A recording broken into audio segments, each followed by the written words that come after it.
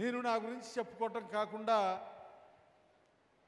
ఇవాళ ఈ చిత్రం నిర్మాణం జరగబోతుందంటే ఈ చిత్రం నేచురల్గా ఉండాలనేటువంటిది నా కోరిక. నేను ఏ పద్ధతుల్లో ఉండేవాడిని, నా పద్ధతి ఏంటి, నా విధానం ఏంటి, నా స్వభావం ఏంటి అనేటువంటిది ఉండాలి అనేటువంటిది. నా స్వభావం ఏంటి అనే దానికి వస్తే ఈ వ్యవస్థలో మార్పు రావాలి, మనందరిలో మార్పు జరగాలి. ఒకరిని ఒకరు మోసం చేసుకునే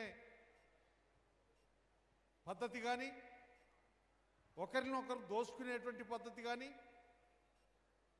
ఇక్కడ చిన్నోడు పెద్దోడు అనేటువంటి తేడా కానీ లేనటువంటి వ్యవస్థ కావాలని చెప్పి నేను కోరుకుంటున్న నా స్వభావం అది.